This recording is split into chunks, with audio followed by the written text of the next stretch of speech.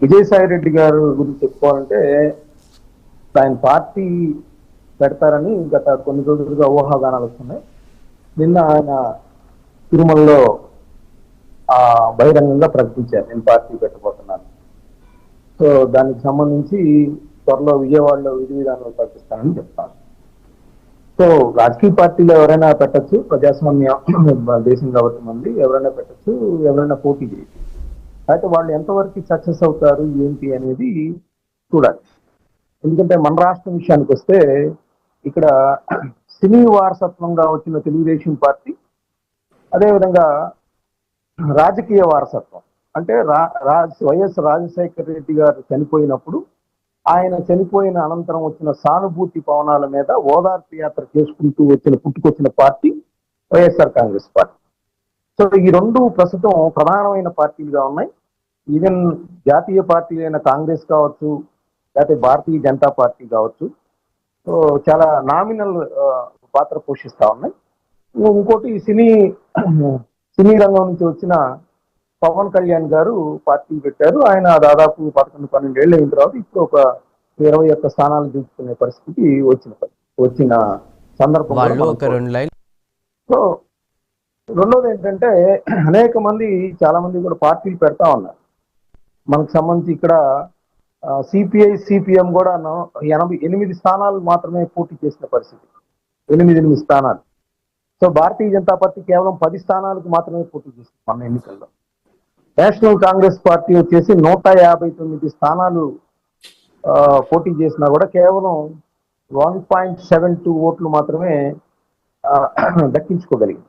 So ఇలాంటి పరిస్థితుల్లో విజయసాయి రెడ్డి గారు లాంటి వ్యక్తి, అంటే ఆయనకి రాజకీయ నేపథ్యం అంటే రాజ్యసభ సభ్యుడిగా 2 సార్లు ఎంపికయ్యారు. ఒకసారి కొద్ది కాలం మాత్రమే ఆయన పదవీ కాలం పూర్తి చేశారు. ప్రజాపాలనలోకి వెళ్ళి నెల్లూరు లోక్సభ సభ్యుడిగా ఆయన పరాజయం పాలైన పరిస్థితి. సో ఇలాంటి వ్యక్తి రాజకీయ పార్టీ పెడతాం కొంత సంచలనంగానే ఉంటుంది. ఎందుకంటే ఇప్పుడు సినీ వారసత్వం కానీ, ఆయనకు వ్యక్తిగత చరిష్మా కానీ, లేదా ఆయనకు ఒక పెద్ద అనుచరగణం కానీ, అంటే వైఎస్ఆర్సీపీ నుంచి వచ్చారు కాబట్టి ఆ వైఎస్ఆర్సీపీలోని పెద్ద నాయకులందరూ కూడా చీలిపోయి ఈయన దగ్గరికి వస్తారనేది కానీ ఎక్కడా కూడా మనకి కనిపించట్లేదు. సో మరి ఆయన ఏ లక్ష్యంతో ఈ పార్టీ పెడుతున్నారు ఏంటి అనేది కూడా పాయింట్. రెండోది ఏంటంటే చాలా సమాధానాలు చెప్పాలి విజయసాయి రెడ్డి గారు. ఎందుకంటే ఆయన 2025 జనవరి 25వ తారీఖు రాజ్యసభ సభ్యత్వానికి రాజీనామా చేస్తున్న సందర్భంలో ఆయన వ్యవసాయం చేసుకుంటాను, నాకు ఈ రాజకీయాలు సరిపడవు అన్న వ్యక్తి. సో అలాంటి వ్యక్తి ఈరోజు మళ్ళీ పొలిటికల్ స్పేస్ ఉంది కాబట్టి నేను పార్టీ పెడుతున్నాను. ఎందుకంటే మధ్య మధ్యలో ఆయన స్టేట్మెంట్లు కూడా పరిశీలించారు. ఏంటి,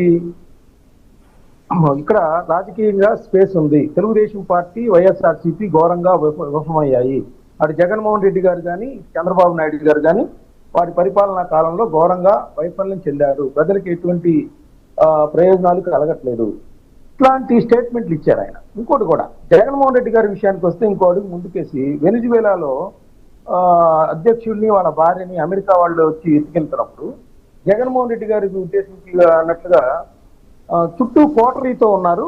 ఈ కోటరీతో ఉన్నప్పుడు ఇలాంటి పరిణామాలు ఇట్లాంటి చోట్ల కూడా పరిణమించే అవకాశాలు ఉన్నాయని చెప్పేసి ఆయన జగన్మోహన్ రెడ్డి గారిని ఉద్దేశించి కూడా విమర్శలు చేసిన పరిస్థితి. సో ఇవన్నీ ఇలా ఉంటే ఒక నిమిషం టైం అండి నేను చెప్తాను. విజయసాయి రెడ్డి గారు జగన్మోహన్ రెడ్డి గారితో పాటు ఇప్పుడు మన వైఎస్ఆర్ కాంగ్రెస్ పార్టీలో ఆయన నెంబర్ 1 నెంబర్ 2 అనేది అందరూ మాట్లాడారు ఇప్పటి వరకు ఛానల్లో వాళ్ళందరూ.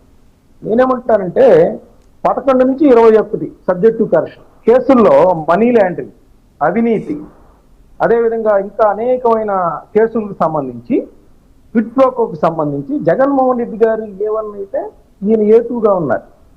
మరి ఆ కేసులన్నీ కూడా ఇంకా సుప్రీంకోర్టులో పెండింగ్ లో ఉన్నాయి.